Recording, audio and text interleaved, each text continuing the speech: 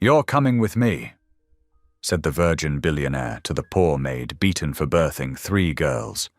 She was just a servant, bruised, humiliated, and punished for loving her children. He was the richest man in town, known for his cold heart and vow of purity. But when he saw the cruelty she endured, something inside him shattered. In one shocking moment, he ended her torment with 6 words that silenced the whole room. Yet saving her would spark a scandal that could destroy them both. The world calls him a fool, the papers call her a liar, and when she vanishes with her daughters to protect his name, love becomes the only thing he can't buy back. Why would a man who's never touched anyone risk everything for a broken woman the world wants to forget?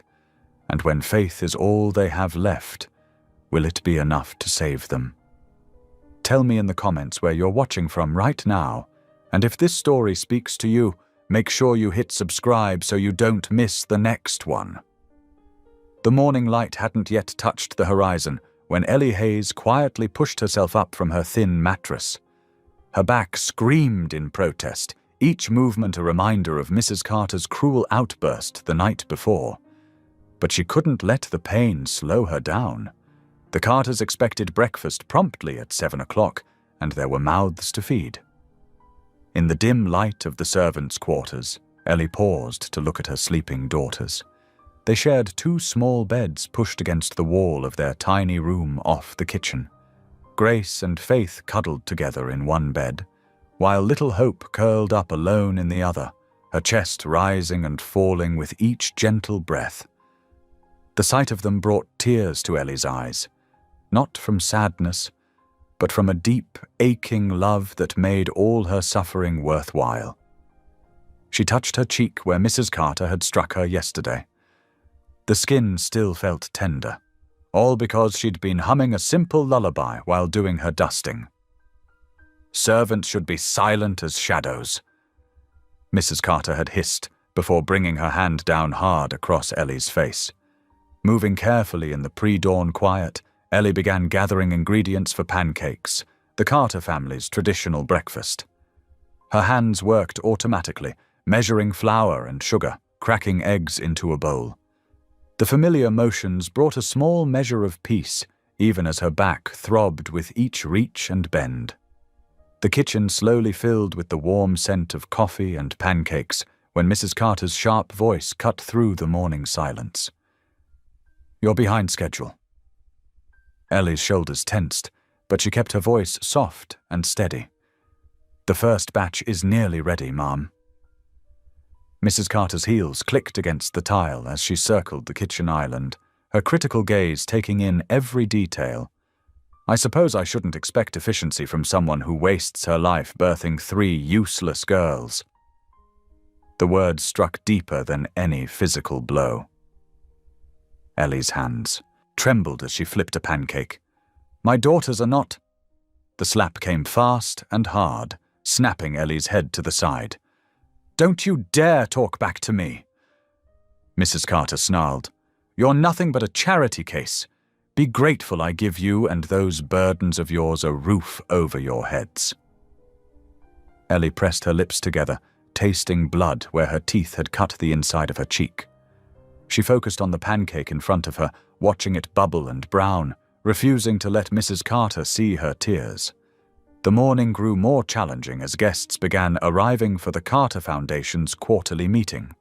Ellie caught glimpses of them as she prepared lunch service. Wealthy donors in expensive suits, discussing charitable initiatives with practiced smiles. But one guest stood apart from the others. Michael Anders moved through the house like a shadow, his tall frame wrapped in quiet authority. Unlike the other donors who barely acknowledged the staff, his dark eyes seemed to notice everything. When Ellie passed him in the hallway, carrying fresh towels, he stepped aside with a slight nod that made her flush.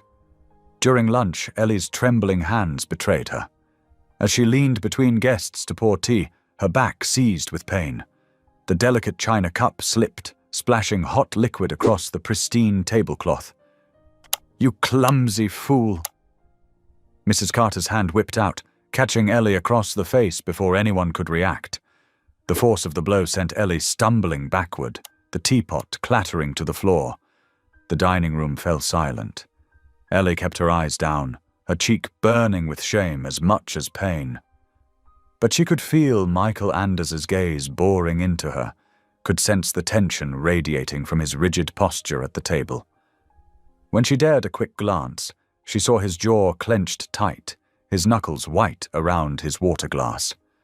"Clean this mess up immediately," Mrs. Carter commanded, her voice honey-sweet for her guests. "I do apologize for the help's incompetence." The rest of the day passed in a blur of service and silent endurance. When night finally fell and the house grew quiet, Ellie crept back to her daughter's room. They were already asleep, their peaceful faces glowing in the moonlight that filtered through their small window. Ellie knelt beside their beds, ignoring the protest of her battered body. "I'm so sorry," she whispered, touching each small head with trembling fingers. "I'm sorry I'm so weak. Sorry I can't give you better than this." Her voice caught on a sob. "But I promise I'll keep trying. I'll find a way to be stronger for you." Unknown to Ellie, 3 floors above, Michael Anders paced his guest suite. The image of Mrs. Carter striking Ellie played over and over in his mind. His hands clenched into fists as he remembered the resigned acceptance in Ellie's eyes, the way she'd absorbed the abuse as though she believed she deserved it. He stopped at the window, staring out at the manicured grounds bathed in moonlight. The Carter estate represented everything he despised about wealth, the way it could mask cruelty behind a veneer of respectability. His own billions weighed heavily on him sometimes, but tonight they felt like power. Power to make changes, power to protect. Michael's reflection stared back at him from the window glass, his expression hard with fury and determination. He'd seen enough. More than enough. The question was, what was he going to do about it? The night stretched on, with Ellie finally drifting into an uneasy sleep beside her daughters, while above them, Michael Anders continued his restless vigil, his mind working through possibilities and plans. 2 souls, separated by wealth and circumstance, yet connected by the day's events. Both struggling with their own forms of powerlessness and strength, neither aware of how their lives were about to intersect in ways that would change everything. Dawn crept over the horizon like a weary traveler, painting the sky in shades of steel grey that matched Ellie's mood. Her body protested with every movement as she forced herself through her morning routine, each step a reminder of yesterday's abuse. The bruises beneath her long-sleeved uniform throbbed in time with her heartbeat, but she couldn't afford to slow down. In the kitchen, she struggled to lift a heavy pot of coffee, her arms trembling from the effort. The sound of Mrs. Carter's heels clicking against the marble floor sent a shiver down her spine. "For heaven's sake, what is taking so long?" Mrs. Carter's voice cut through the kitchen's morning quiet. "The guests will be down for breakfast any minute. Are you deliberately moving at a snail's pace?" Ellie kept her eyes lowered, focusing on steadying the coffee pot. "No, Mom. I'm sorry, I'll work faster." Mrs. Carter circled her like a hawk, studying its prey. "I saw how you looked at Mr. Anders yesterday," she said, her voice dripping with venom. "Don't think I didn't notice your pathetic attempts to gain his sympathy, as if a man like that would give someone like you a second glance." "I wasn't—" Ellie began, but Mrs. Carter's hand shot out, gripping her arm so tight she nearly dropped the pot. "Don't you dare lie to me!" Mrs. Carter hissed. "I know exactly what you're trying to do, playing the victim, hoping he'll rescue you like some fairy tale prince." Her fingers dug deeper into Ellie's arm. "Well, let me remind you of your place." The slap echoed through the hallway like a gunshot. Ellie stumbled backward, her hip hitting the counter as she struggled to keep her balance. The coffee pot clattered against the marble countertop, dark liquid splashing across its surface. And then, silence. Michael Anders stood in the doorway, his tall frame filling the space with an energy that seemed to crackle through the air. His face was a mask of controlled fury, dark eyes fixed on Mrs. Carter with an intensity that made her take an involuntary step back. "Mr. Anders." Mrs. Carter's voice shifted instantly to honeyed sweetness. "I was just dealing with some staff discipline." "Staff discipline?" His voice was quiet but carried the weight of steel. "What I just witnessed was inhuman." Mrs. Carter's smile faltered. "Now, Mr. Anders, you don't understand how these people need to be handled." "These people?" Michael's words cut through her excuse like a blade. "The funding ends today, Mrs. Carter." The color drained from Mrs. Carter's face. "What? But you can't." "I can, and I am." He moved into the kitchen, his steps deliberate. "The Carter Foundation will receive no further support from my organization. Your behavior has made that decision remarkably easy." Mrs. Carter sputtered, her carefully maintained composure cracking. "This is ridiculous. Over a servant? You're making a terrible mistake." Michael ignored her, kneeling beside Ellie, who had pressed herself against the counter, one hand covering her bloodied lip. His eyes softened as they met hers, the fury replaced by gentle concern. "You're coming with me," he said quietly but firmly. Ellie's eyes widened. "But my daughters, we'll get them too," he assured her. "Right now." Mrs. Carter's laugh was sharp and bitter. "Oh, this is rich, the billionaire white knight, swooping in to save the poor little maid. Do you have any idea how this will look?" Michael helped Ellie to her feet, his touch careful and respectful. "The only thing that matters is how your actions look, Mrs. Carter, and I assure you they look exactly as despicable as they are." The house staff had gathered in the hallway, drawn by the commotion. They watched in stunned silence as Michael guided Ellie toward the front door, his hand steady at her elbow. Outside, the sky had opened up, rain falling in heavy sheets that drummed against the mansion's roof. Without hesitation, Michael shrugged off his expensive coat and draped it over Ellie's shoulders. The gesture, so simple yet so telling, drew gasps from the watching staff.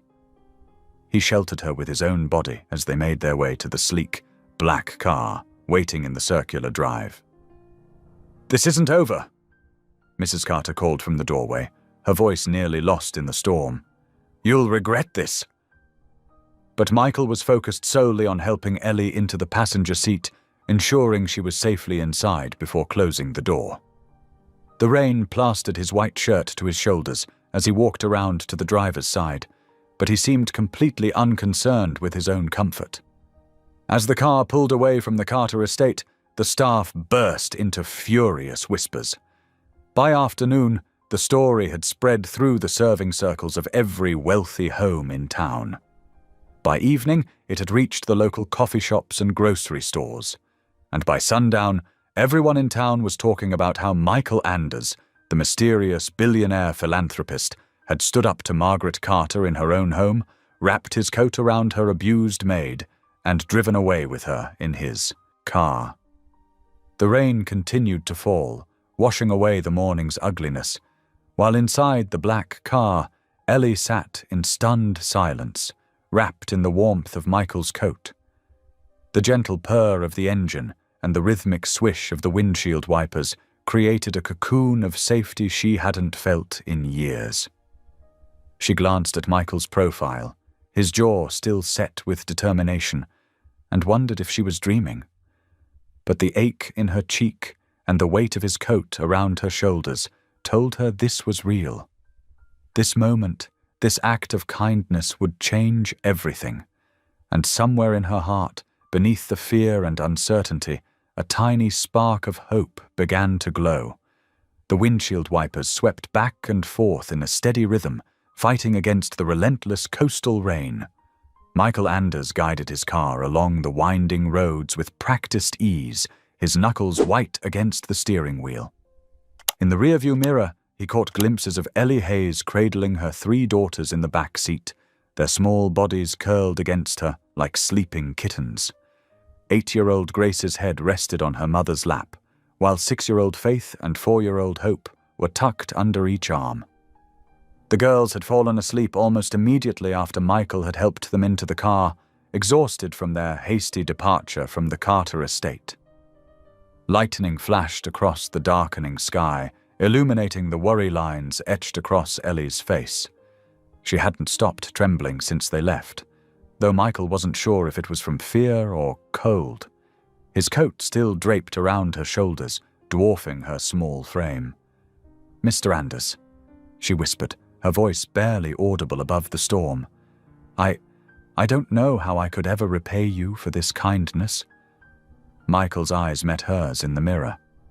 "I didn't save you to be repaid," he said softly, his words gentle but firm. The car turned onto a private drive, winding through tall pine trees that swayed in the wind. As they crested a hill, his home came into view, a sprawling oceanfront mansion of glass and stone. Despite its impressive size, something about it felt hollow, like a beautiful shell waiting to be filled with life. Ellie's breath caught as they pulled under the covered entrance. "Oh," she whispered, clutching her daughters closer. "I couldn't possibly—" Before she could finish her protest, the front door opened, spilling warm light onto the wet pavement. Mrs. Donnelly stood in the doorway, her silver hair neat despite the late hour, her face creased with concern as she took in the sight of them. "Michael," she said, hurrying forward with an umbrella. "I've been worried sick since your call. Thank you for waiting up, Mrs. Donnelly." Michael stepped out into the rain, moving quickly to open the back door. "We'll need rooms prepared for Mrs. Hayes and her daughters." "I really can't stay," Ellie protested weakly, even as Michael carefully helped her out of the car. "We'll find somewhere else." "Nonsense," Mrs. Donnelly cut in, her tone brooking no argument. "You'll do no such thing. Not in this weather, and not with those precious little ones." Michael gathered Hope into his arms while Ellie carried Faith. Mrs. Donnelly helped guide a sleepy Grace inside, leading them through a vast entry hall adorned with paintings and sculptures that seemed to glow in the soft lighting. The house was quiet, almost too quiet, their footsteps echoing off marble floors as they climbed the curved staircase to the second floor. Mrs. Donnelly led them to a suite of connecting rooms, already warm and welcoming with beds turned down and fresh flowers on the bedside tables. "I took the liberty of laying out some clean clothes," Mrs. Donnelly said, indicating a stack of folded pajamas. "They might be a bit big, but they'll do for tonight. We can sort out proper things tomorrow." They tucked the girls into bed, their small faces peaceful in sleep. Ellie's hands shook as she brushed hair from their foreheads, tears falling silently down her cheeks. "When was the last time they slept in clean beds?" Michael asked quietly. Ellie wiped her eyes. "Years. We made do with what we had at the Carters." Mrs. Donnelly clicked her tongue disapprovingly. "Well, that's done with now. Come along, dear. Let's get you settled too." She led Ellie to an adjoining sitting room where a fire crackled in the hearth. A plush robe lay across the back of a chair, and a tea service waited on a side table. "Change into something dry," Mrs. Donnelly instructed. "I'll be back to check on you shortly." When she'd gone, Michael retrieved a first aid kit from a cabinet. Ellie emerged from the bathroom wearing the robe, looking small and uncertain in the firelight. "Sit," he said gently, gesturing to the chair nearest the fire. When she hesitated, he added, "Please, let me help." She sank into the chair, her shoulders tense. Michael knelt beside her, opening the first aid kit with careful movements. He took out antiseptic and healing ointment, his touch impossibly gentle as he began tending to the bruises on her face. "Why?" Ellie whispered, her eyes searching his. "Why do you care what happens to us?" Michael's hand stilled for a moment. Because I've seen this before," he murmured, his voice rough with emotion. In the firelight, his eyes glistened with unshed tears, and Ellie caught a glimpse of old pain there, the kind that never fully heals. They sat in silence as he finished treating her injuries, the rain drumming against the windows and the fire crackling softly. When he was done, Ellie clasped her hands together and bowed her head. "Thank you, Lord," she whispered, her prayer barely audible, "for sending an angel when we needed one most."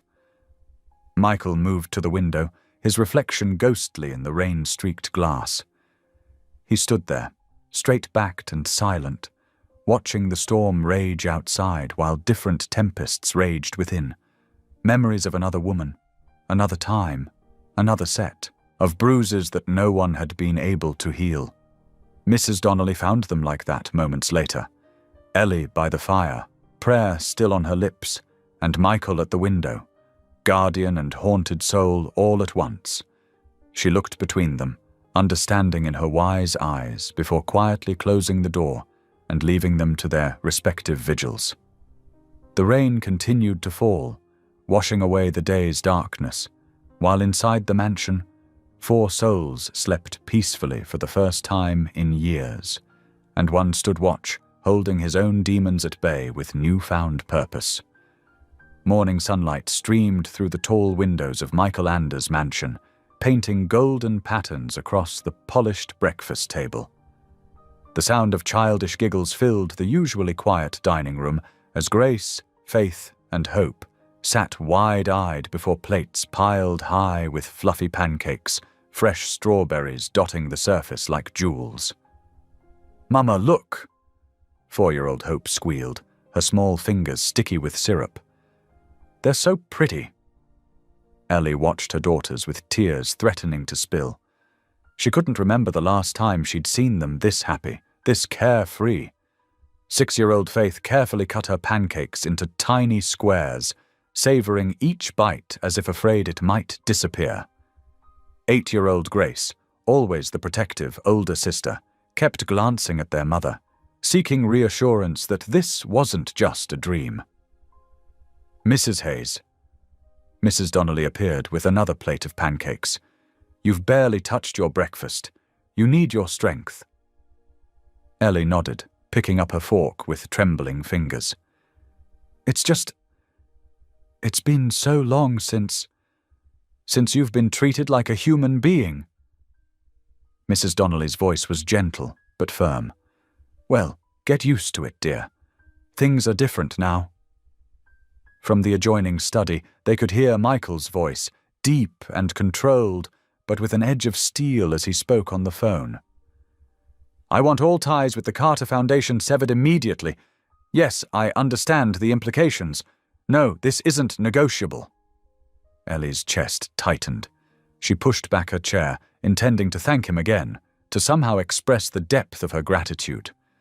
But when she approached the study door, she found him withdrawn, his broad shoulders tense as he stared out the window, phone pressed to his ear. "The documentation will be on your desk by noon," he was saying. "Make it happen." He ended the call but didn't turn around. "Mr. Anders," Ellie began softly. "Please." He cut in, still facing the window. "You don't need to thank me again." Mrs. Donnelly appeared at Ellie's elbow, touching her arm gently. "Come help me in the kitchen, dear. Let's give him some space." As they washed dishes together, Mrs. Donnelly's weathered hands moving efficiently through the soap suds, the older woman spoke quietly. "He was 10 years old when we found him." Ellie paused in drying a plate. "Found him?" Mrs. Donnelly nodded, her eyes distant with memory. "Under his bed, trembling like a leaf. His mother." She swallowed hard. She'd been dead for hours, his father's final act of cruelty before disappearing forever. Michael had hidden there, too scared to move, too young to understand that she was gone. Ellie's hand flew to her mouth, the dish towel dropping forgotten to the floor. "Oh, God. Years of abuse, you see." Mrs. Donnelly continued softly. His father was a monster wearing a businessman's suit. His mother endured it all, trying to protect Michael. In the end, she shook her head. Well, in the end, no one protected her. Throughout the day, Ellie watched Michael with new understanding.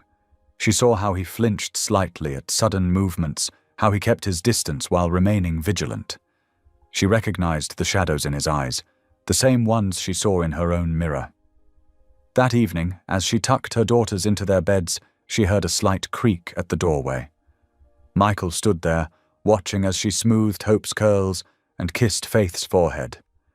His expression had softened, the usual stern lines of his face gentling, as Grace sleepily asked for a bedtime story. "Once upon a time," Ellie began, her voice soft in the dimly lit room, "there was a brave knight who saved people in trouble." She didn't miss how Michael's hands clenched at his sides, or how he lingered until all three girls were sleeping peacefully. But the peace they'd found was shattered the next morning. Michael's assistant burst into his study, tablet in hand, face grim. "Sir, you need to see this." The headline screamed across every major news site. "Billionaire rescue servant, rumors swirl." Photos flooded social media. Michael leading Ellie out of the Carter estate, shielding her with his coat, helping her into his car. The comments beneath were cruel, speculative, dirty. "We need to issue a statement," the assistant insisted. "The press is having a field day. There are implications." "Implications." Michael's voice was deadly quiet. "You mean they're turning basic human decency into scandal?" "Sir, please, just a brief explanation." "I will not explain kindness." Michael cut him off. "If they want to twist this, let them. I won't dignify their gossip with a response." Ellie stood in the doorway, her face pale. "This is all my fault," she whispered. "Just like at the Carters. They said I was trying to seduce Mr. Carter when I was just serving tea. Now they'll say, 'Stop.'" Michael crossed the room in 3 quick strides, his hands gentle on her shoulders. "Listen to me carefully, Ellie. If the world doesn't understand, that's their burden, not yours.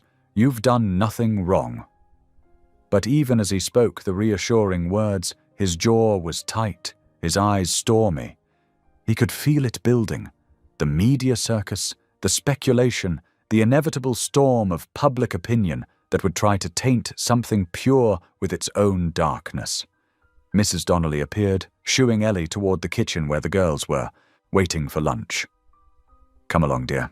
Let the vultures circle. They'll tire themselves out eventually." But in the study, Michael stood before the wall of windows, watching dark clouds gather on the horizon. His phone buzzed incessantly with calls from reporters, board members, social connections, all demanding explanations he refused to give. The photos continued to spread online, each new post adding another layer of innuendo to what had been a simple act of mercy. His assistant hovered anxiously. "The board is concerned about the Foundation's image. The Foundation exists to help people," Michael said firmly. "If they've forgotten that, perhaps it's time for new board members." From the kitchen came the sound of children's laughter, bright and clear and innocent. Michael closed his eyes, letting it wash over him like a balm. He'd recognized something in Ellie's bruised face, in her daughter's careful movements. The same fear he'd lived with as a child. He'd made a choice. Consequences be damned. Now, as the media storm gathered force and social media buzzed with speculation, he stood firm in that choice. Let them talk. Let them wonder. Some things were worth protecting, even at the cost of public opinion. In the kitchen, Ellie held her daughters close, trying to shield them from the growing chaos. But she could feel it too, the gathering storm, the weight of judgment, the price of kindness in a world too cynical to accept it at face value. 2 days passed in tense silence at Michael's oceanfront mansion. The morning fog hung heavy over the grounds when an urgent knock echoed through the halls. Ellie, who had been helping Hope with her breakfast, froze at the sound. Her fingers trembled as she wiped them on her apron. Mrs. Donnelly hurried to answer the door, but Ellie followed close behind. Her heart nearly stopped when she saw 2 police officers standing on the doorstep, their badges glinting in the weak sunlight. "Eleanor Hayes?" the taller officer asked, his expression stern. "Yes?" Ellie's voice came out barely above a whisper. "We have a warrant for your arrest." He held out an official-looking document. "Mrs. Margaret Carter has filed charges against you for theft and—" He paused, checking the paper. "Moral turpitude." The world seemed to tilt beneath Ellie's feet. Behind her she heard Michael's quick footsteps approaching. "What's the meaning of this?" His voice was sharp but controlled. The second officer explained. "Mrs. Carter claims Ms. Hayes stole money from the household and—" He cleared his throat awkwardly. "Used seduction to escape disciplinary action for her crimes." Michael's face darkened with fury, but his voice remained steady. "Contact my legal team immediately," he instructed Mrs. Donnelly, who was already reaching for the phone. Outside, car doors slammed as news vans began pulling up to the gates. Reporters spilled out, cameras flashing, microphones ready. The story had broken, and like sharks scenting blood, they'd come to feast on the scandal. "My client will not be going anywhere," Michael's lawyer declared, arriving within minutes. "These charges are baseless and clearly retaliatory." For the next hour, the mansion became a circus. More reporters arrived, shouting questions through the gates. Police radios crackled. Michael's legal team huddled in his study, making calls and reviewing documents. Ellie sat in the kitchen. Her daughters clustered around her like frightened birds. "Mummy, are the police going to take you away?" Grace asked, her 8-year-old face pinched with worry. "No, sweetheart," Ellie promised, though her own heart raced with uncertainty. "Everything will be okay." Michael appeared in the doorway, his tie loosened, his face set with determination. "Ellie, I need to make a statement to the press. Will you trust me?" She nodded, unable to speak through her tears. The cameras were waiting when Michael stepped outside, Ellie trembling beside him. The questions came like arrows. "Mr. Anders, did you help Ms. Hayes escape legal consequences? Is there truth to the allegations of theft? What is the nature of your relationship with your former maid?" Michael raised his hand, and the crowd fell silent. "She's innocent," he declared, his voice carrying across the lawn. "And under my protection. These charges are nothing more than the desperate actions of someone whose cruelty has been exposed." Inside, Ellie watched the scene unfold on the television in Michael's study.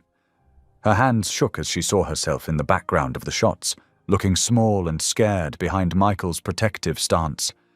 When he returned inside, she broke down completely. "I can't do this to you," she sobbed. "Your reputation, your work, I'm causing you so much trouble. I should just go, face the charges myself." "No." Michael crossed the room and took her hands in his. They were warm and steady against her cold, trembling fingers. "If they won't let you stand alone, then stand beside me." She looked up at him through tears, confused. "Marry me," he said quietly. "Legally. Today. It will protect you and the girls from custody battles and these defamation attempts. Mrs. Carter won't be able to touch you." Ellie stared at him, stunned. "What?" "It's the surest way to keep you and your daughters safe," he explained. "My lawyers agree. The marriage would give you legal protection that nothing else can match." "But why would you do this? Take on 3 children, a woman you barely know?" "Because it's right," he said simply. "Because you deserve peace." Ellie shook her head, overwhelmed. "I don't even believe in miracles anymore." Michael's eyes softened. Then let me believe for both of us. The next few hours passed in a blur. Michael's lawyer drew up the paperwork, while Mrs. Donnelly helped Ellie change into a simple blue dress she found in one of the guest room closets. The girls watched wide-eyed as their mother pinned up her hair with shaking fingers. As evening settled over the mansion, they gathered in Michael's study. The lawyer served as witness, Mrs. Donnelly held the girls close, and Michael and Ellie signed their names on the marriage certificate. The scratch of pen on paper seemed deafening in the quiet room. Ellie's hand trembled as she wrote her signature. She was terrified of the future, of failing, of this man who had become her unlikely savior. Beside her, Michael's own hand shook slightly as he signed, though for different reasons. He was breaking his long-held vow of solitude, stepping into a role he never thought he'd take. When the lawyer left, carrying the filed paperwork, the mansion grew silent again. The girls had fallen asleep on the sofa in the study, Hope's thumb in her mouth, Faith curled against Grace's side. Ellie stood by the window, watching the last reporters pack up their equipment and drive away. Michael stepped up beside her, careful to maintain a respectful distance. Neither spoke for a long moment, but in the quiet, something had shifted. The emptiness that had haunted them both, her in her years of abuse, him in his self-imposed isolation, felt less absolute. They weren't alone anymore. Whatever came next, they would face it together. Sunlight streamed through the tall windows of the mansion, painting golden patterns across the marble floors. The morning after their quiet marriage ceremony felt different somehow, lighter, as if the weight of uncertainty had lifted just a little. Ellie found herself in the kitchen earlier than usual, her hands moving automatically to prepare breakfast. Old habits died hard. The sound of small feet pattering down the hallway made her smile. "Mommy!" Faith burst into the kitchen, her 6-year-old energy filling the room. "Mr. Michael has a piano, a real one." "Faith," Ellie started gently. "We shouldn't touch. It's quite all right." Michael's voice came from the doorway. He stood there in a crisp white shirt, his tie not yet knotted. "The piano is for everyone in this house." Faith bounced on her toes. "Can we really play it, Mr. Michael?" "Just Michael," he said softly, kneeling to her level. "And yes, you can play it whenever you like." Grace and Hope appeared behind him, their eyes wide with wonder. "Really?" Grace asked, clearly trying to contain her excitement. Michael nodded. "In fact," he said, reaching into his jacket pocket, "I have something for all of you." He pulled out 3 small envelopes. The girls gathered around as he handed them each one. Inside were gift cards to the local school supply store. "I thought you might like to pick out your own things for school," he explained. Hope, at 4 years old, didn't quite understand the gift card concept, but she clutched it preciously. "Thank you," she whispered, showing a rare moment of boldness by hugging his leg. Michael froze for a moment, then gently patted her head. Ellie watched the interaction, her heart twisting with emotion. "The piano arrives this afternoon," Michael continued, standing up. "Music." He paused, his eyes distant. "Music heals things words can't." Throughout the morning, Ellie insisted on maintaining her usual routine, cleaning, organizing, preparing meals. When Michael found her dusting the library shelves, he frowned. "Ellie, you don't need to do this anymore. You're not a servant here." She kept dusting. "I need to earn my keep, Michael. I won't be a burden." He stepped closer, gently taking the duster from her hands. "You're not a burden. You're my wife, legally and in the eyes of everyone who matters. Please, let yourself rest." Their eyes met, and Ellie saw the sincerity in his gaze. Slowly, she nodded. That morning began a new routine. Instead of serving breakfast, Ellie found herself sitting at the table with Michael and the girls. They shared fresh fruit, warm bread, and conversations that started hesitantly but grew more comfortable with each passing day. "Did you have a favorite book when you were little?" Faith asked one morning, spooning cereal into her mouth. Michael paused, his coffee cup halfway to his lips. "Yes," he said after a moment. "The Velveteen Rabbit. My mother." He swallowed hard. "She used to read it to me." Ellie reached across the table, briefly touching his hand. He didn't pull away. The piano's arrival transformed the parlor. It was a beautiful instrument, gleaming black and perfectly tuned. The girls approached it with reverence, their small fingers ghosting over the keys. "I can teach you some basics," Michael offered, surprising everyone. He sat at the bench, his fingers finding the keys with practiced ease. A simple melody filled the room, sweet and sad. "Where did you learn?" Ellie asked softly. "My mother insisted on lessons, said music was God's way of speaking when words failed." His fingers stilled on the keys. "I stopped playing after she died." The days fell into a gentle rhythm. Ellie found herself laughing more, the sound echoing through halls that had known too much silence. The girls bloomed under Michael's quiet attention, especially Faith, who took to following him around asking endless questions that he answered with infinite patience. When Michael mentioned his upcoming charity event at the church shelter, Ellie surprised him by asking to come along. "Are you sure?" he asked. "There will be press there." "I want to help," she said firmly.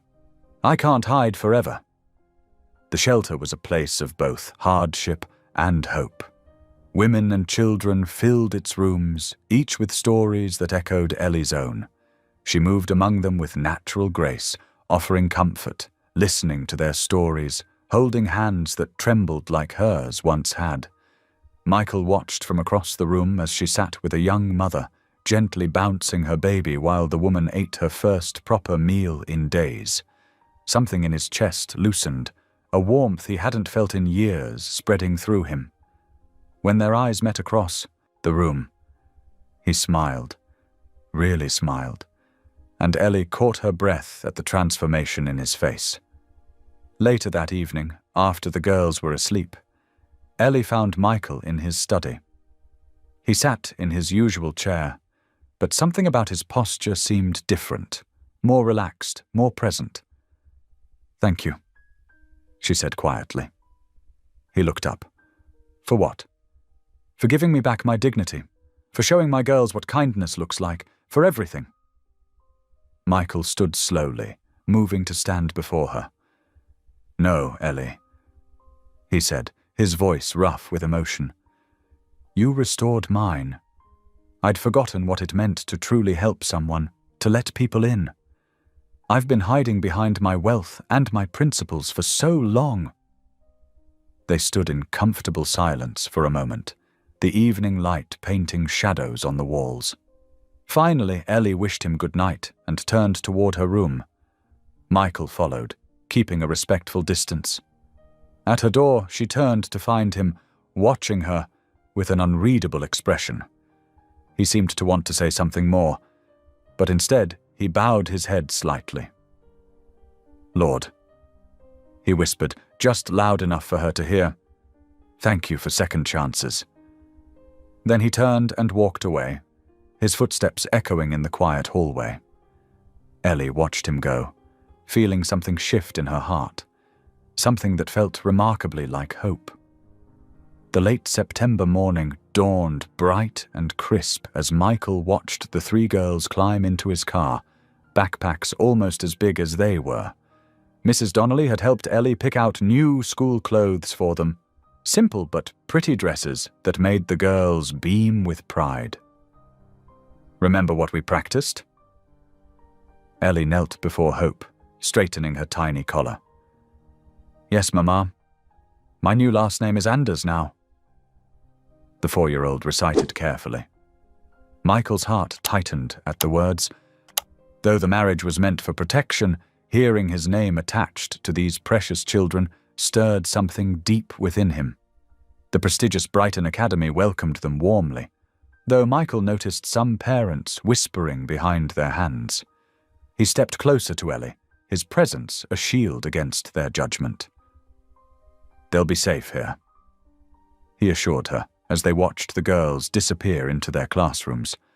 "The headmistress knows their situation." Ellie nodded, wiping away a tear. "I never thought they'd have this chance." Back at the mansion, Ellie found her place alongside Mrs. Donnelly, learning the rhythms of managing such a large household. The elderly housekeeper showed her the careful systems she'd developed over decades, teaching her everything from wine cellaring to managing the cleaning staff.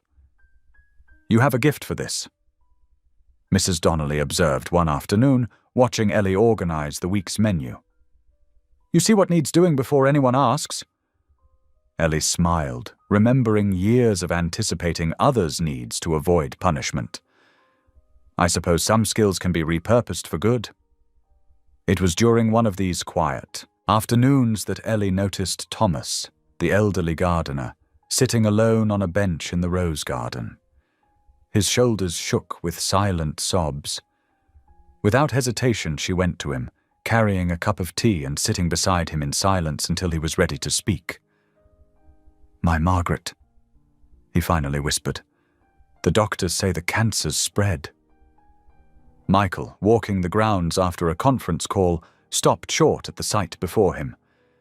Ellie held the old man's weathered hands in hers, her head bowed in prayer with him. Her voice carried softly on the breeze. "Lord, we lift up Margaret to you. Give her strength, give Thomas courage, and remind them both that love is stronger than any darkness." The simple grace of her prayer, the genuine compassion in her touch, it pierced something in Michael's carefully constructed walls. He watched as she helped Thomas to his feet, promising to visit Margaret in the hospital. That evening, seeking quiet after the girls were asleep, Ellie found herself drawn to light spilling from Michael's study. She paused in the doorway, surprised to find him bent over a sketch pad, charcoal moving in swift, sure strokes. He looked up, caught, then gestured for her to enter. "I don't usually let anyone see these." Ellie moved closer, gasping softly at the scene taking shape on the paper. Waves crashed against rocky cliffs, storm clouds gathering overhead. The ocean seemed alive with motion and emotion. "It's beautiful," she breathed. "I didn't know you were an artist." Michael set down his charcoal, rubbing his thumb across a smudge. "My mother taught me. She said art was a way to speak the unspeakable." Something in his voice made Ellie reach for the kettle he kept in his study. She prepared tea the way she'd learned he liked it.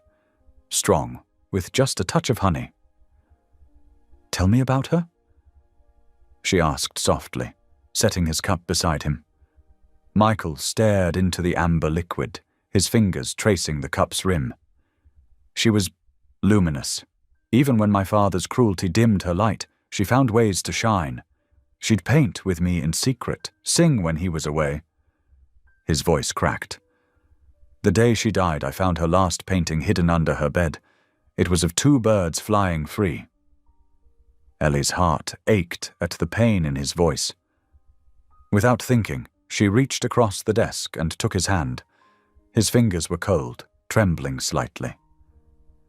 "Then maybe God sent you to break that chain," she whispered, feeling him stiffen at her touch, then slowly relax.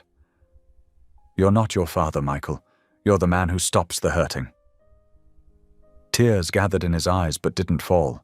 They sat in understanding silence until the tea grew cold. That night, for the first time in decades, Michael dreamed of his mother. Not as he usually saw her, bruised and afraid, but smiling, her hands covered in paint, teaching him to mix colors. He woke with tears on his pillow but peace in his heart. The next morning, he heard it. the same sweet lullaby that had earned Ellie a beating in the Carter house. She was folding laundry in the sunroom, her voice soft but clear. "Hush now, my darling. Be still and rest. Angels are coming to give you sweet dreams." Instead of flinching at the memory of that cruel day, Michael found himself drawn to the melody. Without conscious thought, he joined in, his deep voice harmonizing with her lighter one. Ellie turned, startled but not stopping. Together they finished the verse, their voices weaving together like threads of gold and silver. When the song ended, neither spoke. Something had shifted, like a key turning in a long-locked door. That evening, they stood on the balcony watching the sun sink into the ocean. The autumn air was crisp, carrying the scent of Mrs. Donnelly's roses and sea salt. Below them, the girls played in the garden, their laughter floating up like bubbles. "I never thought I'd hear them laugh like that again," Ellie said softly. Michael turned to look at her, seeing how the sunset painted her face in soft gold. Something was growing between them, as gentle as morning light, as natural as breathing. It was too pure, too precious to name. This feeling that made his chest ache with both joy and fear. They stood in comfortable silence as the stars began to appear, each lost in thoughts of healing, hope, and the mysterious ways that God mends broken things. The ocean whispered below, constant and eternal, while in the garden 3 little girls chased fireflies, their giggles echoing through the gathering dusk. The morning paper arrived like a slap. Ellie's hands trembled as she read the headline, "Billionaire's Marriage of Convenience, Sources Reveal Truth Behind Anders's Sudden Wedding." Below it, grainy photos showed Michael entering his office building, his face stern and distant. The article was filled with anonymous sources claiming their marriage was a calculated move to protect his reputation. Ellie quickly folded the paper, trying to hide it beneath a stack of mail, but Michael's quiet voice made her jump. "You don't need to protect me from them." He stood in the doorway of the kitchen, still in his running clothes, a sheen of sweat on his forehead. "I saw the online version at 5 this morning." "I'm so sorry," Ellie whispered, her cheeks burning. "This is all my fault." Michael crossed the room, his expression gentle but firm. "Let them talk, Ellie. Truth doesn't need defending." But she saw the tension in his jaw, the way his hands clenched slightly at his sides. He was angry, not at her, but at the invasion of their privacy, the cruel speculation that turned kindness into scandal. The morning proceeded as usual. Breakfast with the girls, homework checks, kisses goodbye. But when Michael left for a board meeting, Ellie noticed his shoulders were rigid with contained fury. Later that afternoon, Grace came home early from school, her small face tear-stained. Ellie found her curled up in the window seat of the library, clutching her favorite Bible. "Sweetheart, what happened?" Ellie sat beside her daughter, gathering her close. "Jenny Marshall said..." Grace hiccuped. "She said Mr. Michael isn't our real daddy, that he only married you because he felt sorry for us. She said we're just charity cases." Ellie's heart cracked. She held Grace tighter, stroking her hair. "Oh, my sweet girl." That evening, after the younger girls were asleep, Ellie told Michael about the incident. He was in his study, reviewing documents, but he set them aside immediately when he saw her expression. "I think..." Ellie twisted her hands together. "I think we should homeschool them, just for a while, until things settle down." Michael nodded slowly. "I can hire the best tutors. We'll turn the library into a classroom." And so they did. The grand library, with its floor-to-ceiling bookshelves and ocean views, became a place of learning and laughter. Michael hired Ms. Peterson, a kind-faced teacher with 20 years of experience, but he often joined their lessons when he worked from home. The girls blossomed in the peaceful environment. Faith discovered a passion for science, conducting simple experiments at the kitchen table. Hope's artistic talents emerged as she covered pages with colorful drawings, and Grace, always thoughtful, dove deep into literature, reading far above her grade level. One stormy evening, as rain lashed against the windows and thunder rolled overhead, the power went out with a sudden snap. The house plunged into darkness, filled with the girls' excited squeals. "Don't worry." Michael's voice came from somewhere near the study. Flashlight beams danced across the walls as he and Mrs. Donnelly distributed candles and matches. "Who wants to play a game?" Ellie suggested, trying to keep the younger ones calm. Michael disappeared briefly and returned with an armload of board games. They settled in the library, where the fireplace provided extra light and warmth. Candlelight flickered across their faces as they played Monopoly, Sorry, and Scrabble. "That's not a real word." Faith giggled as Michael laid down his tiles. "Quixotic is absolutely a word," he defended, trying to keep a straight face. "It means unrealistically idealistic." "Like you?" Ellie teased, surprising herself with her boldness. Michael's eyes met hers across the board, something warm and tender in his gaze. "Perhaps." Hours passed in a blur of laughter and friendly competition. Hope fell asleep first, curled up on the Persian rug with her head on Michael's knee. Faith followed soon after, using a couch pillow as a bed. Grace lasted the longest, but eventually dozed off mid-sentence while reading by candlelight. In the warm glow, with their sleeping daughters around them, Ellie felt a peace she hadn't known in years.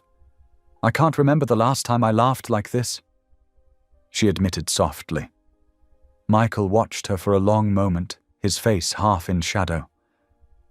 "I never believed I'd feel home again," he said quietly, his voice rough with emotion.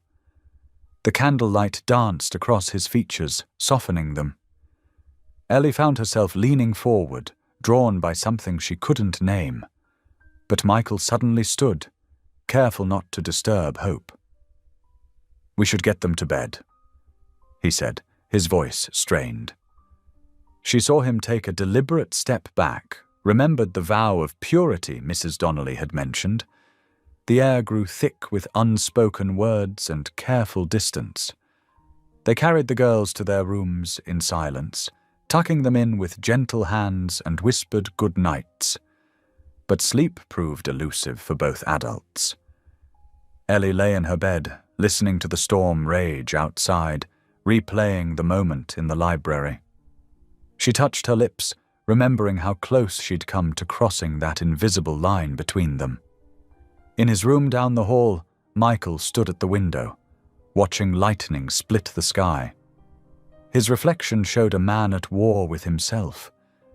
Duty against desire, past against present, fear against hope. The storm raged on, matching the turbulence in their hearts, as both lay awake in their separate rooms, each wondering if the other was also watching the ceiling, counting the hours until dawn. The candlelight had revealed too much, made them forget their careful boundaries. Now, in the darkness, those boundaries felt both essential and unbearable.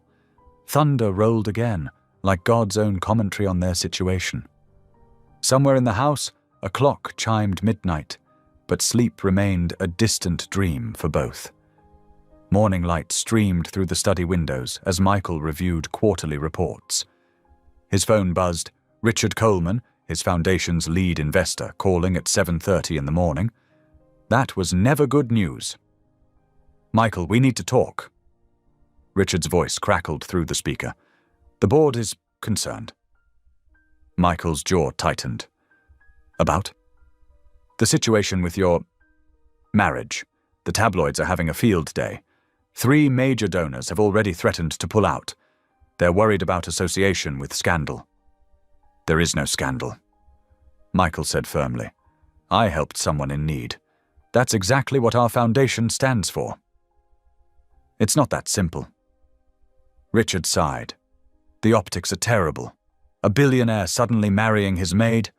The gossip sites are claiming she manipulated you, that it's all a scheme. That's absurd. Maybe so, but perception matters. The foundation's work, helping abuse victims, funding shelters, it all requires public trust. Your personal life is affecting that trust. Michael's knuckles whitened around the phone. What exactly are you suggesting? Distance yourself. Make it clear this was a temporary arrangement. The board believes if you separate from her now, we can spin it as a charitable act that's run its course. Absolutely not. Michael's voice turned to ice. Michael, be reasonable. Everything you've built is worth nothing if I abandon my principles. Michael stood, pacing. I won't discard someone to appease gossip. The foundation can survive without fair-weather donors. Unknown to Michael, Ellie had approached his study with fresh coffee. She froze outside the door, the cup trembling in her hands as she heard his conversation. Your legacy is at stake. Richard pressed. Years of work, millions helped, all at risk because of one woman and her children. Ellie's heart shattered. She set the coffee down silently and backed away, tears blurring her vision. All the good Michael had done, all the lives he'd touched, and she was threatening to destroy it all. Throughout dinner that evening, Ellie forced smiles and cheerful conversation, serving Michael's favorite pasta dish. She made sure the girls were especially well-behaved, their homework complete, their manners perfect. But Michael noticed. He saw how her smile didn't reach her eyes, how her hands shook slightly as she passed the bread. When Faith asked to be excused, Ellie's voice wavered just slightly on, "Yes, sweetheart." After the girls went to bed, Ellie sat at the antique writing desk in her room. Tears fell onto the cream-colored stationery as she wrote, Dearest Michael, your kindness saved us when we had nothing. You gave my daughters hope, safety, and joy they'd never known. But I cannot be the reason your life's work crumbles. The foundation helps so many. Women like me, children like my girls. That matters more than our comfort. You showed me what real goodness looks like. I pray someday I can pay that forward. Please forgive me for leaving this way. Sometimes love means protecting others from harm, even when it breaks your own heart. With deepest gratitude and care, Ellie. She sealed the envelope with shaking hands and crept to his study, placing it carefully on his desk. Then she packed quickly and quietly. Just essentials, leaving behind all the beautiful things he'd bought them. Those weren't really theirs to keep. At 4:15 in the morning, Ellie gently woke her daughters. We have to go, my loves, she whispered, helping them into warm coats. But why? Grace asked, rubbing her eyes. Where's Michael? Ellie's heart clenched. Sometimes love means letting go before you cause harm, she explained softly, though the words felt like glass in her throat. They slipped out just before dawn, while the house was still dark and quiet. Ellie knew Pastor Ruth would take them in. She'd helped so many women start over. The shelter wasn't fancy, but it was safe. Hope cried silently in the taxi, and Ellie held her close. Faith stared out the window at the mansion growing smaller behind them. Grace just looked at her mother with old, knowing eyes that made Ellie's heart break all over again. When Michael woke at his usual 6 o'clock, the house felt wrong, too quiet. No sounds of breakfast preparation, no giggles from the girls' rooms.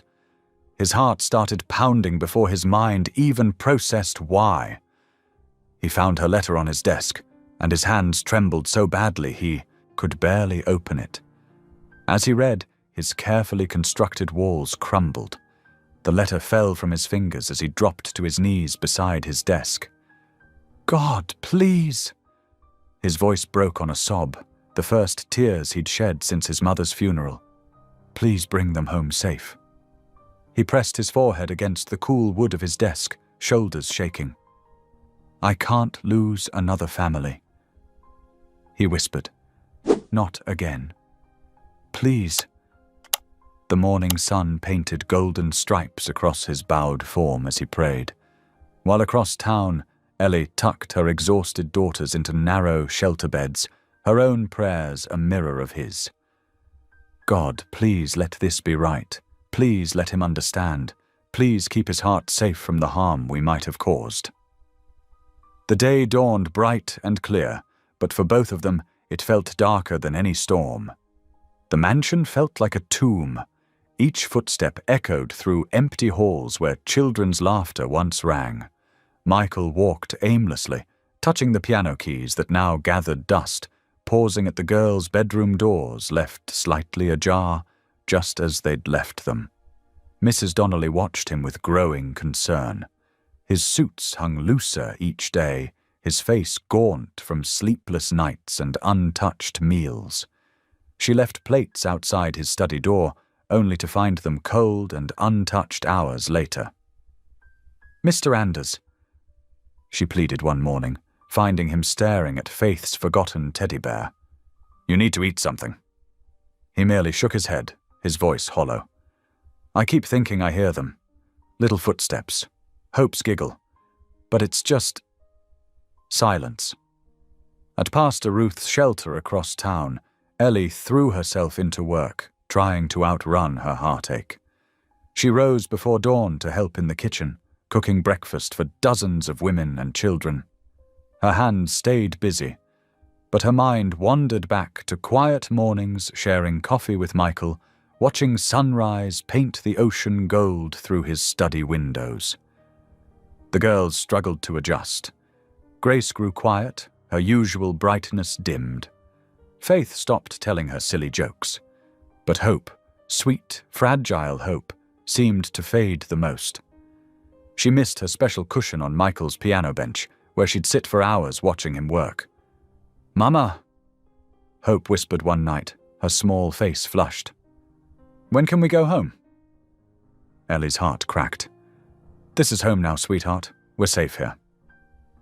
But safety felt cold compared to the warmth they'd left behind. 10 days after leaving the mansion, Hope didn't come down for breakfast. Ellie found her curled up in bed, burning with fever. "She's so hot," Ellie told Pastor Ruth, panic rising in her throat. "And her breathing sounds wrong." They rushed Hope to St. Mary's Hospital. The emergency room lights were harsh and unforgiving as doctors examined her, ordering test after test. Grace and Faith huddled together in plastic waiting room chairs while Ellie paced, praying without cease. The doctor's words hit like physical blows. Congenital heart defect. Required. Surgery. Significant risk. "How much?" Ellie whispered, thinking of her meager savings. "Don't worry about that now," Pastor Ruth said firmly. "Let's focus on Hope." Ellie sat beside Hope's hospital bed that evening, watching her daughter's labored breathing. The machines beeped steadily, monitoring her struggling heart. Faith and Grace had finally fallen asleep in chairs nearby, exhausted from worry. "Lord," Ellie prayed, her forehead pressed against Hope's small hand. "I've tried so hard to do what's right.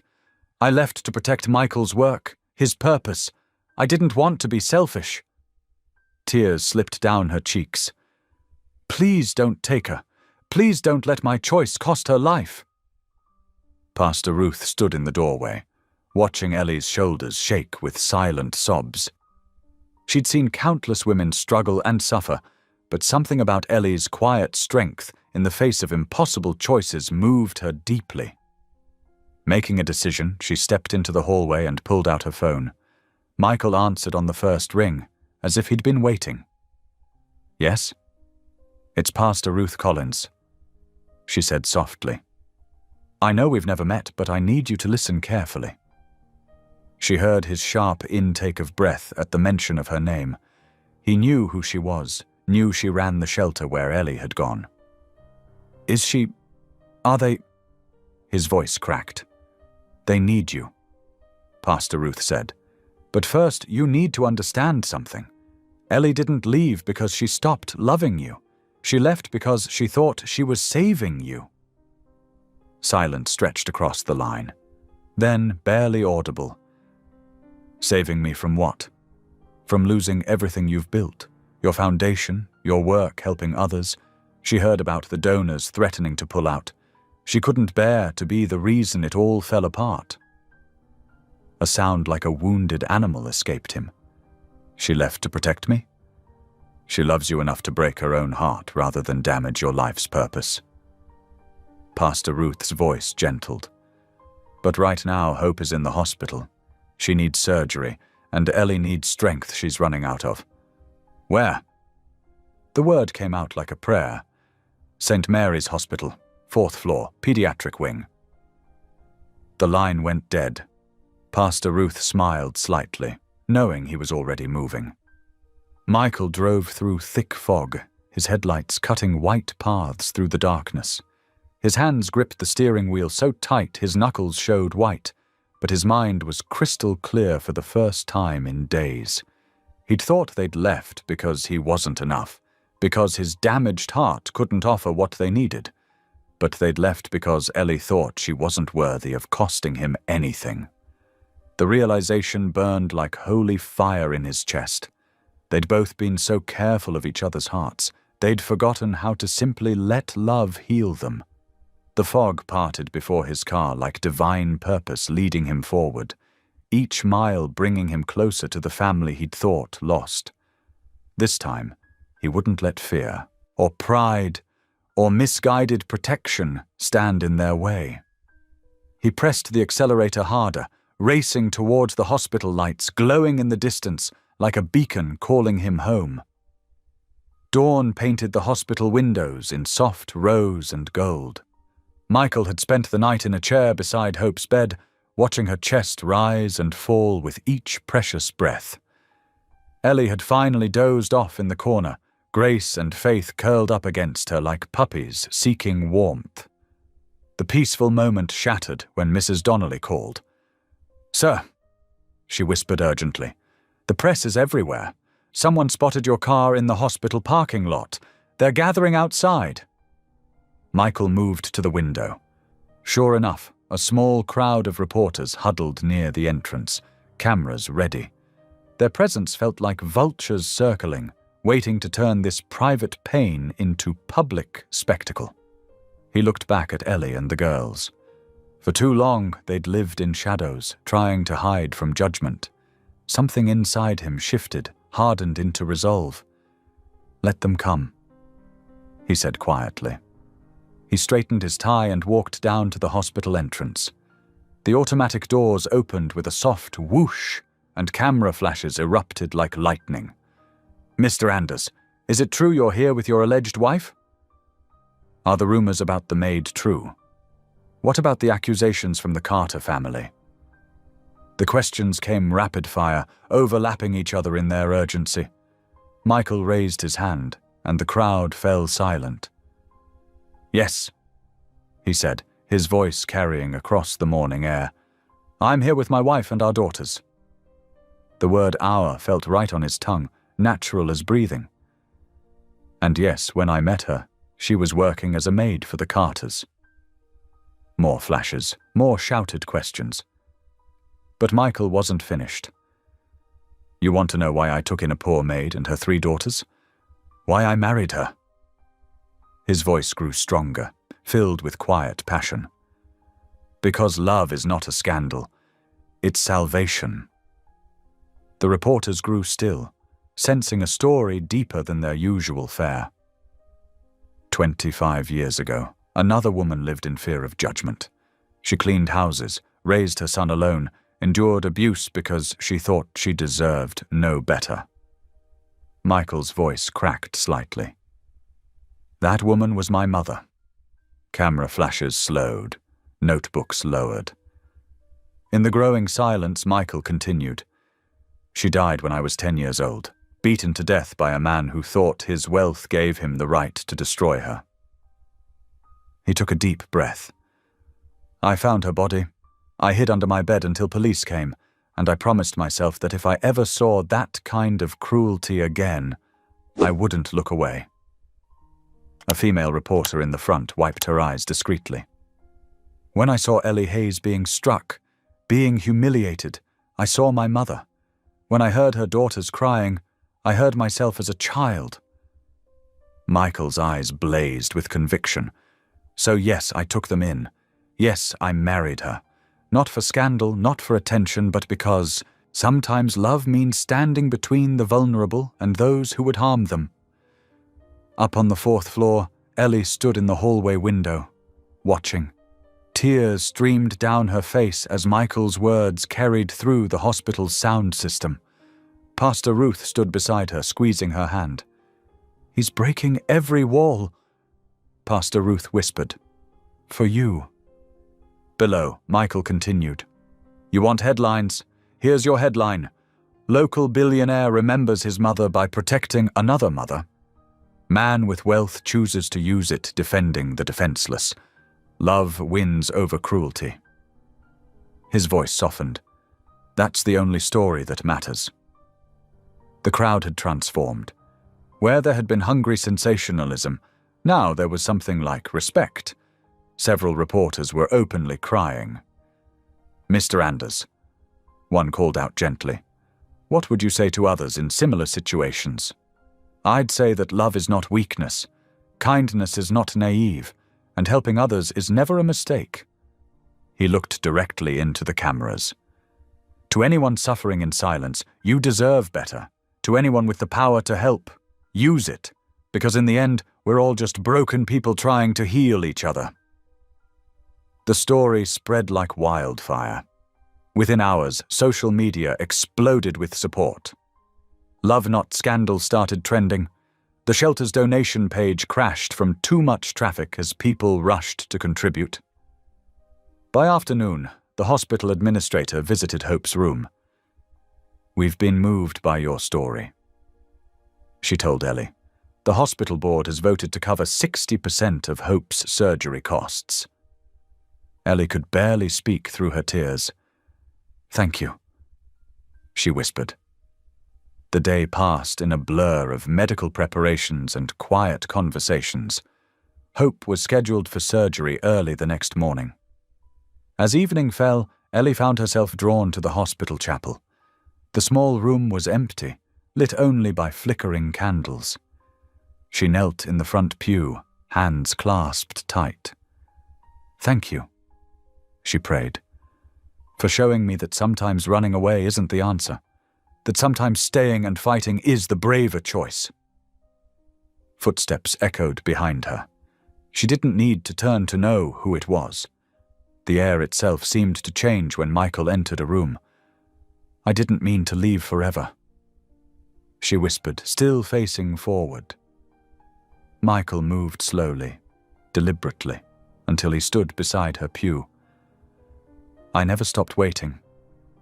His voice was rough with emotion, and something in its rawness gave her courage to look up at him. His eyes held the same warmth she remembered, the same quiet strength that had first made her feel safe. "I thought I was protecting you," she said softly. "Your work, your reputation, it means so much to so many people. I couldn't bear to be the reason it fell apart." Michael knelt beside her pew, bringing them eye to eye. "Ellie," he whispered, "don't you understand? Without you and the girls, none of it means anything. You taught me that love isn't just about protection. It's about presence, about staying, even when it's hard. Especially then." He reached out slowly, giving her time to pull away, and took her hand. "You and the girls, you brought music back into my house. Laughter, light. For the first time since my mother died, I felt like I was living, not just existing." Ellie's fingers tightened around his. "I was so scared," she admitted. "Not of you, never of you, but of needing you, of letting myself believe in something good." "I know." His thumb traced gentle circles on her palm. "I've been scared too, scared of not being enough, of somehow tainting you with my broken parts. You're not broken, she whispered fiercely. You're healing. We all are. The chapel's candles flickered, casting warm shadows across their joined hands. Outside, the hospital hummed with its usual nighttime activity, but in here, time seemed to pause, giving them space to find their way back to each other. Tomorrow morning, Michael said softly. Hope goes into surgery, and I want to be there, not as your protector or savior, but as your partner, as someone who loves all of you, who chooses you every day. Tears spilled down Ellie's cheeks. Even with all the gossip, the judgment? Let them talk. He smiled gently. We know the truth. Love isn't a scandal, it's a miracle. And I'm done being afraid of miracles. They sat together in the quiet chapel, hands clasped, hearts beating in sync. Tomorrow would bring its own challenges, but for now, in this sacred space, they had found their way home to each other. The first rays of dawn painted the hospital walls in soft amber light. In the surgical waiting room, Ellie sat rigid, her hand gripping Michael's so tightly her knuckles had turned white. The distant sound of medical equipment hummed through the corridors like an anxious heartbeat. 4 hours, she whispered, glancing at the wall clock for the 100th time. They said it could take up to 6. Michael's thumb traced gentle circles on her palm, a steady rhythm that matched his breathing. She's strong, Ellie. Stronger than anyone knows. Grace and Faith had fallen asleep on the chairs across from them, exhausted from the early wake-up. Mrs. Donnelly sat nearby, keeping watch over them with motherly concern. As the morning light grew stronger, memories washed over Ellie like waves. She remembered the first time she'd noticed Hope's breathing wasn't right, how the little girl would get winded just climbing stairs. But at the Carter estate, medical care had been a luxury she couldn't afford. The guilt of that knowledge pressed against her chest. I should have known sooner, she whispered. Should have found a way to get her checked. Michael shifted closer, his voice low and gentle. You did everything you could with what you had. That's all anyone can do. A nurse walked past, and Ellie tensed, but it wasn't for them. The waiting continued. Tell me something, she said suddenly, desperate for distraction. Something from before, from when you were young. Michael was quiet for a long moment, his eyes distant.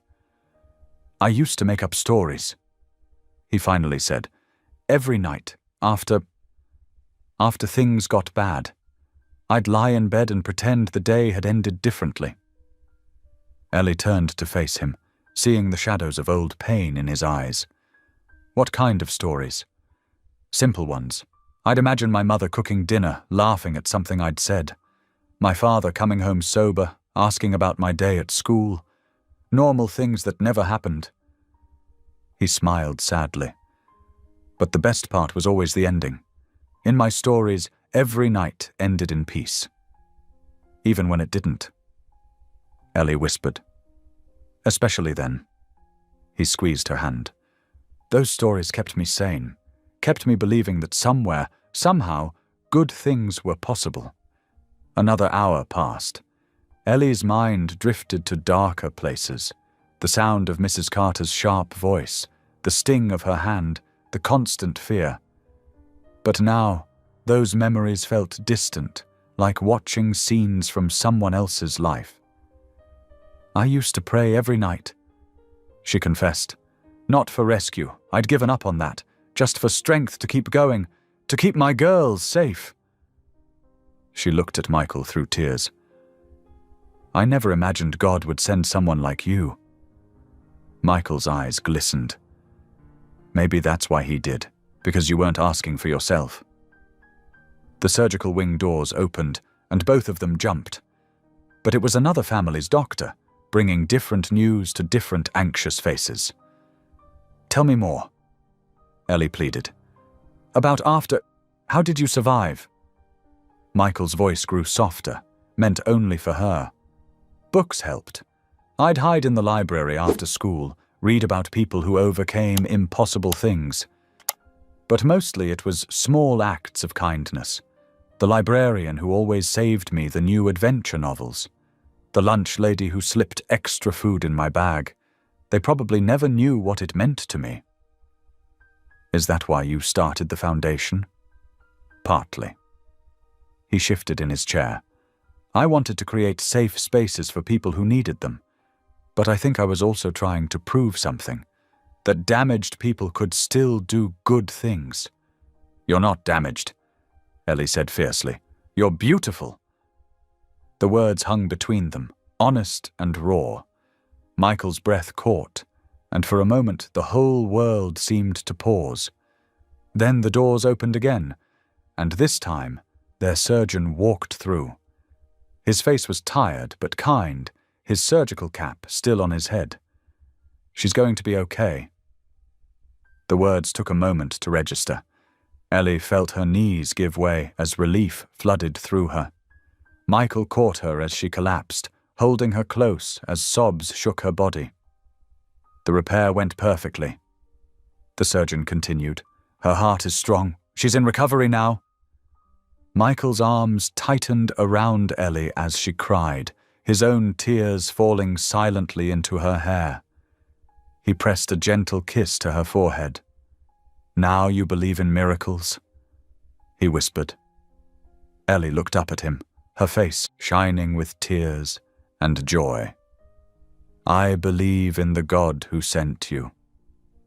Later they sat beside Hope's hospital bed, watching the steady rise and fall of her chest. The breathing tube had been removed, and for the first time in years her sleep was truly peaceful. Grace and Faith had crawled onto the bed with their sister, careful of the tubes and wires. Michael watched Ellie watching her daughters, saw the way peace had settled over her like a blessing. Something had shifted between them, something profound and permanent. It wasn't just the crisis they'd weathered together, or the prayers they'd shared. It was the recognition that their broken pieces fit together perfectly, creating something stronger and more beautiful than either had imagined possible. The morning sun streamed through the window, painting everyone in gold. Hope's small hand was clasped in her mother's, while Michael's arm rested protectively around Ellie's shoulders. The machines beeped steadily, a rhythm like music, like hope, like love. They had survived the night, and this time the piece wasn't just a story, it was real. The hospital hallway slowly became familiar territory over the weeks that followed Hope's surgery. Michael's polished dress shoes clicked against the gleaming floors each day as he visited, his briefcase tucked under one arm and usually carrying some small gift or treat for the girls. Grace had claimed the comfortable chair by Hope's window as her reading spot, a small stack of children's Bibles and storybooks always within reach. On Michael's third visit, she'd shyly asked if he would listen to her read. His heart melted at the request. This is about Daniel in the lion's den, Grace explained seriously, smoothing the colorful page with careful fingers. It's about having faith even when you're scared. Michael settled into the chair beside her, his tall frame dwarfing the hospital furniture. That sounds perfect. I'd love to hear it. As Grace's clear voice filled the room with ancient tales of courage and divine protection, Michael found himself drawn into the simple power of her faith. He noticed how she would pause occasionally to explain things to Hope, making sure her little sister understood the important parts. Faith, true to her name and nature, had transformed one corner of the room into an art gallery. Her crayon masterpieces covered the wall, bringing splashes of color to the sterile space. She had a special folder labeled "For Michael's Office" in wobbly letters, filled with her most precious creations. "This one's you," she declared proudly one afternoon, holding up a stick figure wearing what appeared to be a cape. You're a superhero because you saved Mommy and made Hope's heart better. Michael knelt beside her, examining the picture with genuine appreciation. That's beautiful, Faith, but you know what? Your Mommy is the real superhero. She's the bravest person I know. Hope's recovery progressed steadily, her natural sweetness winning over every nurse and doctor who entered her room. Her giggles, once weak and breathy, grew stronger each day. She developed a special ritual with Michael, insisting he tell her a story about angels before she would take her medicine. "Tell me about the singing angels again," she would beg, her eyes bright with anticipation. Michael would settle on the edge of her bed, careful of her tubes and monitors. Well, sometimes when God wants to remind us he's near, he sends angels to sing songs of comfort. They might look like regular people, nurses, doctors, or even little girls who bring joy to everyone they meet. Hope would beam at this, recognizing herself in his words. "Like me?" "Exactly like you," he would answer, his voice thick with emotion. Ellie bloomed in this new environment, her natural compassion finding purpose in the hospital's family wing. She began spending time with other mothers whose children were undergoing treatment, offering the kind of understanding that could only come from someone who had walked a similar path. One morning, Michael found her sitting with a young mother who was crying, her own child in surgery. Ellie held the woman's hand, speaking soft words of encouragement. The scene stirred something deep in his heart, seeing her transform her pain into purpose, her trials into testimony. Pastor Ruth visited regularly, her presence bringing additional comfort and wisdom. One afternoon, she pulled Michael aside, her eyes twinkling. "You've done more than save them, you know," she said quietly. "You've helped restore their sense of worth. That's a holy thing." Michael nodded, watching Ellie help Hope with her physical therapy exercises. "They've saved me too, Pastor. I just didn't know how empty my life was until they filled it." The shelter expansion project moved forward quietly, with Michael ensuring every detail met the highest standards. He wanted it to be perfect, a testament to Ellie's spirit of resilience and grace. The new wing would double the capacity for helping women and children in crisis, though he insisted his name be kept out of the press releases. "This is Ellie's legacy," he told Pastor Ruth firmly. "Let her light shine." As Hope grew stronger, the family began taking short walks in the hospital garden. One particularly beautiful evening, Michael suggested they venture further, to the beach near the hospital. The doctors approved, and soon they were making their way carefully across the sand, the setting sun painting the sky in brilliant oranges and pinks. Grace and Faith ran ahead, chasing seabirds and collecting shells, while Hope rode on Michael's shoulders, her small hands resting in his hair. Ellie walked beside them, her face glowing with contentment. When the girls became absorbed in building a sandcastle, Ellie and Michael strolled a few steps away, their hands brushing with each step. The ocean breeze carried the salt spray around them, and distant seagulls called across the waves. "You gave me back my faith," Ellie said softly, looking out at the horizon. "Not just in God, but in goodness, in the possibility of love without fear." Michael stopped walking, turning to face her. The wind played with her hair, and the fading sunlight caught the tears in her eyes. "Ellie," he said, his voice barely above a whisper, "you gave me my life. Before you and the girls, I was just existing, following rules, building walls, trying to prove something to the world. But now—" He paused, overwhelmed by emotion. "Now I know what it means to truly live." The ocean wind swirled around them like a blessing, carrying the sound of their daughter's laughter. Michael's hand found Ellie's cheek, his touch as gentle as a prayer. She leaned into it, her eyes never leaving his. When their lips met, it was like the first breath after a lifetime of holding back. The kiss was pure and healing, tender with promise, and alive with hope. It held all the words they hadn't said yet, all the dreams they were just beginning to believe in. Behind them, Hope's delighted giggle broke the moment. They turned to see all three girls watching them, Grace's hands clasped together in joy, Faith doing a little dance of excitement, and Hope beaming from her perch on a piece of driftwood. "Mommy's smiling like an angel," Hope declared with 4-year-old wisdom. And she was. They all were. The sun continued its descent into the sea, painting everything in shades of gold and rose. The waves kept their steady rhythm, a soundtrack to this moment of pure grace. Here on this beach, surrounded by the love of 3 little girls and the man who had saved them all, Ellie felt the final pieces of her heart heal into something stronger than before.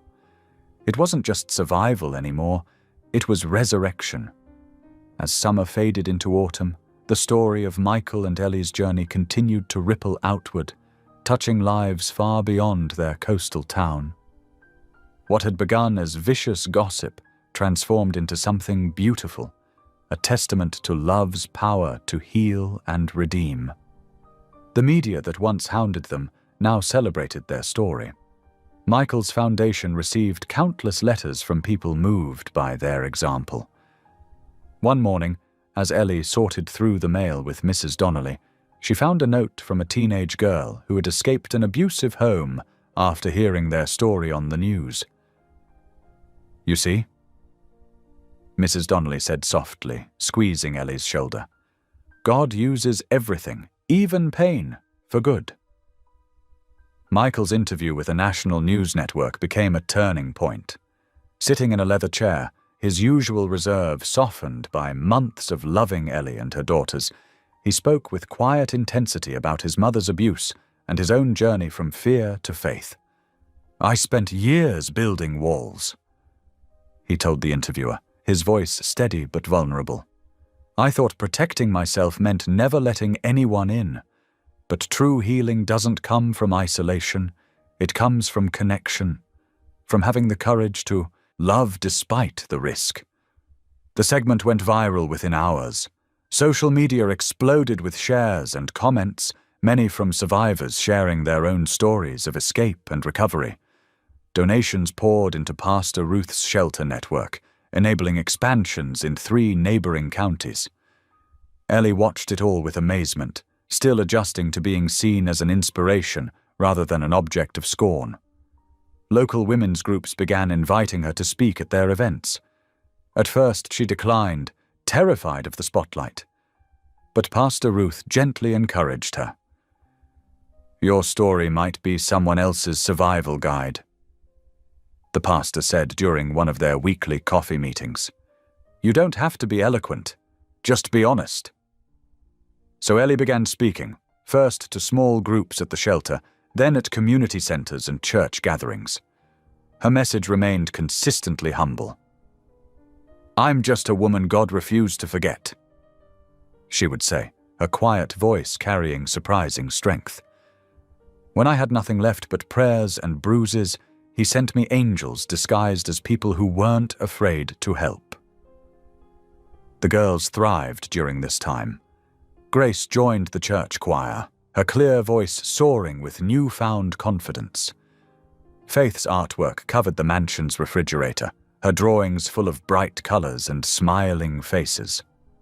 Hope, fully recovered from her surgery, danced through the halls singing made-up songs about their family. Michael watched them all bloom with a joy that sometimes overwhelmed him. The empty mansion had become a home filled with laughter, piano music, and impromptu dance parties in the kitchen. Even his business associates noticed the change in him. The way his smile reached his eyes now, how he spoke about his family with quiet pride. One Saturday morning, he asked Pastor Ruth to meet him at the church. She found him standing before the large wooden cross, lost in thought. "I want to do this right," he said without turning around. "Everything about it needs to be perfect." Pastor Ruth smiled knowingly. "The best things in life aren't perfect, Michael. They're real.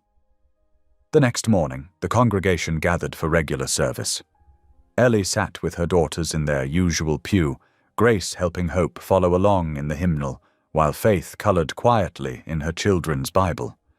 None of them noticed Michael's unusual absence from his regular seat. Pastor Ruth's sermon focused on redemption, how God specializes in writing new endings to old stories. As she spoke, Michael slipped into the sanctuary through a side door, followed by Mrs. Donnelly carrying a small velvet box. When Pastor Ruth called Ellie forward for what seemed like a routine announcement about the shelter, Ellie's daughters exchanged knowing glances. They had been keeping this secret for weeks, practicing their parts with Michael late at night after their mother went to bed. Ellie reached the altar steps just as Michael emerged from the shadows. The congregation fell silent as he took her hand, his eyes shining with emotion. Grace, Faith, and Hope scampered up to join them, forming a small semicircle of love around their mother. "Ellie," Michael began, his voice carrying clearly through the hushed sanctuary. "When I first saw you, you were trying to hide your bruises with quiet dignity. I recognized that pain because I'd lived it too. But what amazed me wasn't your suffering. It was your capacity to love through it." He squeezed her trembling hands, continuing softly. "I made a vow years ago never to give myself away. I thought staying alone meant staying safe. But then I found someone worth everything I am." Dropping to one knee, Michael produced the ring, a simple but elegant diamond that caught the morning light streaming through the stained glass windows. "Eleanor Hayes, will you marry me? Not for protection or propriety this time, but for love." The girls bounced with excitement as tears spilled down Ellie's cheeks. Through them she nodded, unable to speak through her emotion. "Yes," Faith announced loudly for her mother, causing ripples of tender laughter through the congregation. "She says yes." The church erupted in applause and cheers as Michael slipped the ring onto Ellie's finger. Pastor Ruth stepped forward, raising her hands over the family as they stood beneath the cross, the same cross Ellie had once knelt under in her darkest moments, begging God for deliverance. "Let us pray," Pastor Ruth's voice carried over the gradually quieting congregation. "Lord, we witness today how you make all things new, how you turn mourning into dancing and sorrow into joy. Bless this family you have brought together. Let their love be a testament to your faithfulness." The morning sunlight streamed through the windows, painting everyone in soft colors. Ellie stood encircled by her daughters and the man who had become their protector, her heart so full it felt like it might burst. The ring on her finger caught the light, but its sparkle was nothing compared to the joy shining in her eyes. The congregation's amen echoed through the sanctuary like a promise fulfilled. As Michael drew Ellie into a tender kiss, their daughters hugging them tightly, the whole church seemed to glow with the presence of divine love, the kind that transforms scars into stars and broken dreams into beautiful new beginnings. Mrs. Donnelly dabbed at her eyes with a handkerchief, murmuring to Pastor Ruth, "Now that's what I call a miracle." Pastor Ruth smiled, watching the family embrace. "No," she corrected gently. "That's what I call grace." The applause continued, punctuated by sounds of joy and celebration as the family made their way down the aisle together. Michael held Ellie's hand while Hope rode on his shoulders, Grace and Faith skipping ahead, throwing flower petals they had somehow smuggled into church for this moment. The seaside mansion that once echoed with emptiness now breathed with vibrant life. Warm evening light spilled through, tall windows as delicious aromas wafted from the kitchen where fresh bread had just come out of the oven.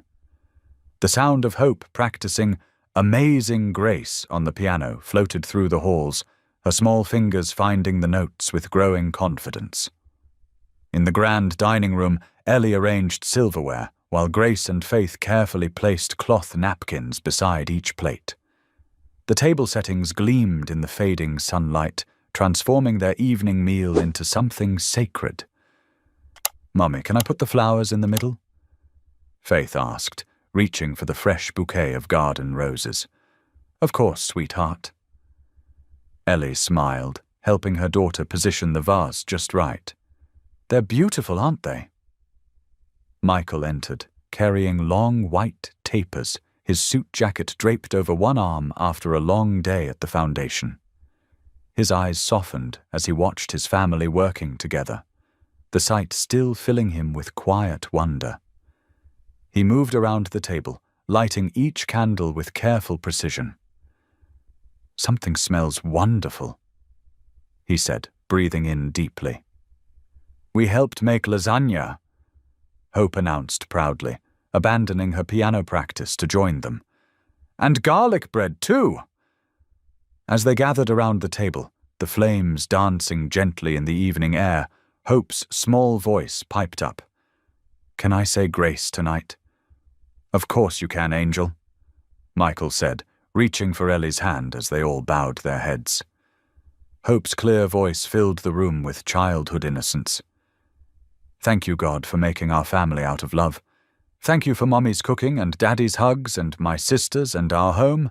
And thank you for bringing angels when we needed them most. Amen." "Amen," they echoed softly, the word carrying all their gratitude for the journey that had brought them here. They passed dishes and shared stories about their day. Grace's art project at school, Faith's new friendship with the neighbor's daughter, Hope's improving piano skills. Laughter flowed freely, punctuated by the gentle clink of silverware and requests to pass the salad.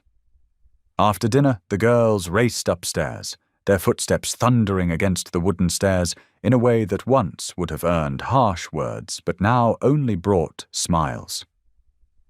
"Don't forget to brush your teeth," Ellie called after them, gathering plates as Michael helped clear the table. They worked together in comfortable silence, loading the dishwasher and wiping down counters. Through the kitchen window, they could see the moon rising over the ocean, painting a silver path across the dark water. Upstairs, Michael took his turn tucking the girls in, a nightly ritual he cherished. He sat on the edge of each bed, listening to their prayers and kissing their foreheads. Grace quoted her favorite Bible verse about perfect love casting out fear. Faith asked for one more story. Hope just hugged him extra tight, whispering, "I love you, Daddy," in a way that still made his heart catch. When he finished, he found Ellie waiting on the wide front porch, wrapped in a soft cardigan against the evening breeze. She held out her hand, and he took it, drawing her close as they gazed out over the moonlit waves. "Sometimes I still can't believe it," Ellie said softly, leaning into his embrace. "You know, you saved us that day. You were the answer to so many prayers." Michael's arms tightened around her, his chin resting on her head. "No, Ellie," he replied, his voice thick with emotion. "You're the reason I believe again. You and the girls showed me what real faith looks like, not just surviving, but choosing love even after everything." They stood together in comfortable silence, their silhouettes merging into one shadow against the silvery light dancing on the waves. The sound of the ocean provided a gentle rhythm to their thoughts, its eternal motion a reminder of God's constant presence in their lives. Here, in this moment, they were more than survivors of past pain. They were testimony to healing, to the way broken pieces could be made whole again through grace. Their story had transformed from scandal to sanctuary, proving that love, when guided by faith, could redeem even the deepest wounds. The gentle mercy of grace surrounded them like the evening air, carrying the salty sweetness of the sea and the distant sound of waves breaking against the shore. In their silence lay all the words they'd ever needed to say: gratitude, wonder, and the quiet miracle of finding home in each other's hearts. Thank you for being here. If something in this story stayed with you, I'd love to see you again. Subscribe, and tomorrow I'll bring you another story crafted with heart.